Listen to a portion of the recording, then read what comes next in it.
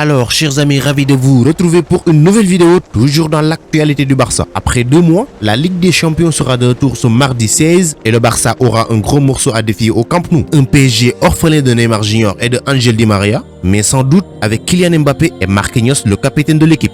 Donc, sans plus tarder, l'intro et on verra ensemble les enjeux du match.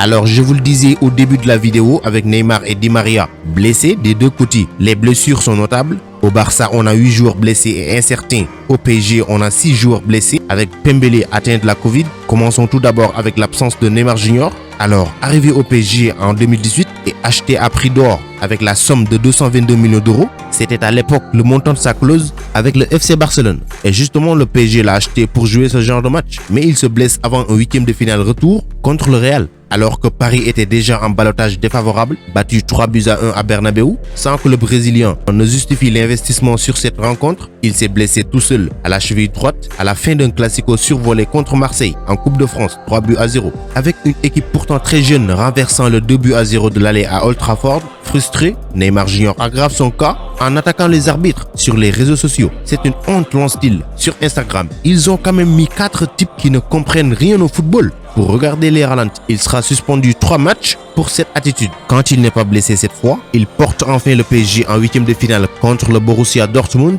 Il marque à l'aller, mais n'empêchera pas la défaite du PSG 2-1.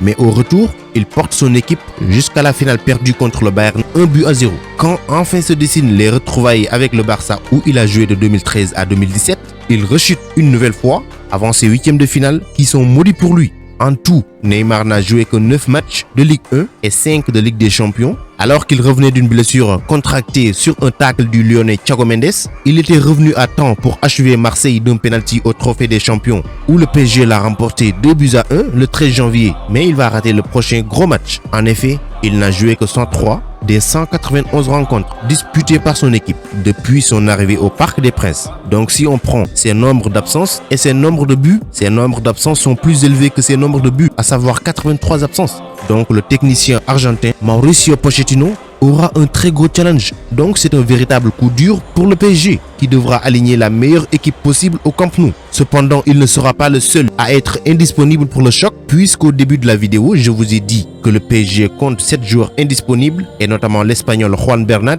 et l'Argentin Ángel Di María qui sont eux aussi sur la longue liste des joueurs blessés. Mais l'absence de Di María est particulièrement inquiétante après la confirmation de la blessure de Neymar car elle obligera Pochettino à constituer une attaque à laquelle il n'aurait jamais pensé il y a quelques semaines. Kylian Mbappé et Mauro Icardi seront très certainement dans le 11 de départ au Camp Nou. Pablo Sarabia aussi a de grandes chances de débuter dans le trident offensif, même si Moise Kean pourrait être aligné après des mois de travail assidu. En gros, c'est une équipe du PSG diminuée par les blessures, mais qui a quand même du grand potentiel, surtout offensivement, avec le joueur formé au Barça, Mauro Icardi, le même que Kylian Mbappé ou même Moise Kean. Alors, un soir du 8 mars 2017, les deux équipes s'étaient affrontées et ce fut d'ailleurs leur dernier match jusqu'ici, avec cette fameuse remontada qui reste toujours dans la tête de tous les amoureux du football, particulièrement aux supporters du FC Barcelone. 6-1 au Camp Nou après un 4-0 au Parc des Princes le 14 février 2017. Et depuis, on constate une rupture totale entre les deux parties. Après que le PSG avait réussi à enrôler Neymar Jr. en payant sa clause libératoire qui était de 222 millions d'euros,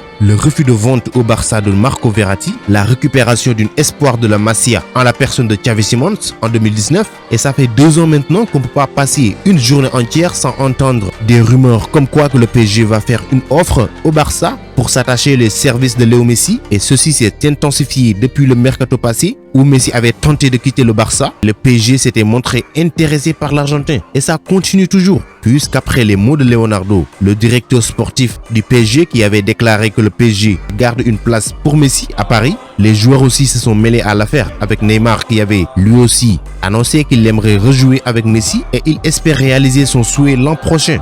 Ángel Di María aussi s'est montré enthousiaste de jouer pour la première fois en club avec son compatriote argentin Et il est soutenu par son entraîneur Mauricio Pochettino qui déclare que Léo Messi est une machine, une bête de compétition. Parfois lors des derbys avec l'Espagnol Barcelone, je parlais avec lui et nous avons une bonne relation, a poursuivi Pochettino.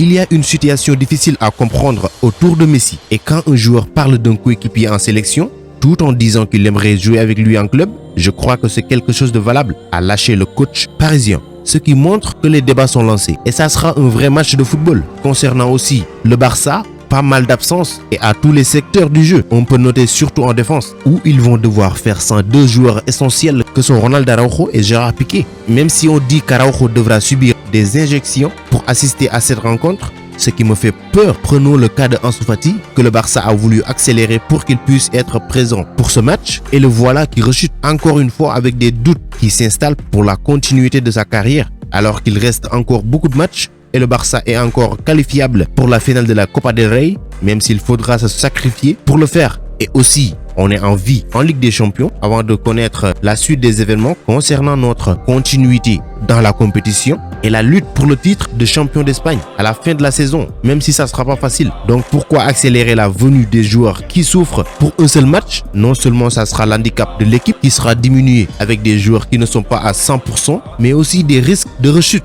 que peuvent subir les joueurs. Donc à mon avis, il serait mieux de les laisser récupérer et le jour qu'ils seront aptes et prêts à compétir, alors tant mieux. Donc c'est un match qui sera très disputé. Et pour l'instant, les deux clubs sont un peu dans la même longueur d'onde, point de vue classement. Le PSG lutte pour rattraper Lille à la tête du classement, de même que le Barça avec l'Atlético de Madrid.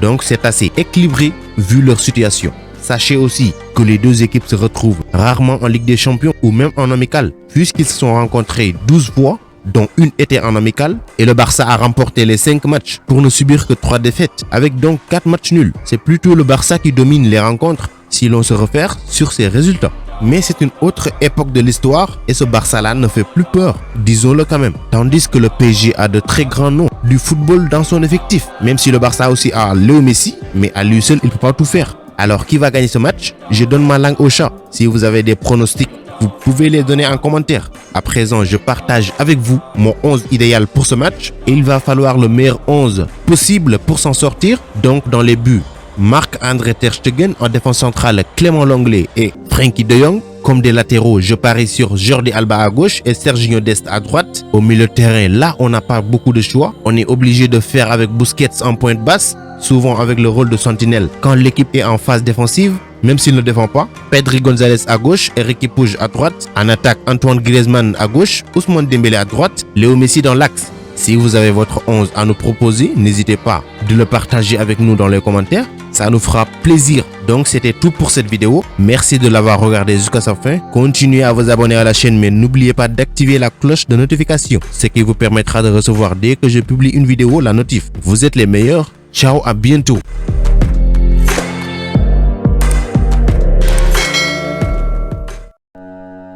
Pour échanger avec moi directement, c'est possible sur Instagram. Le lien se trouve dans la description, donc rejoignez-moi là-bas, ainsi que sur Twitter et même sur Facebook.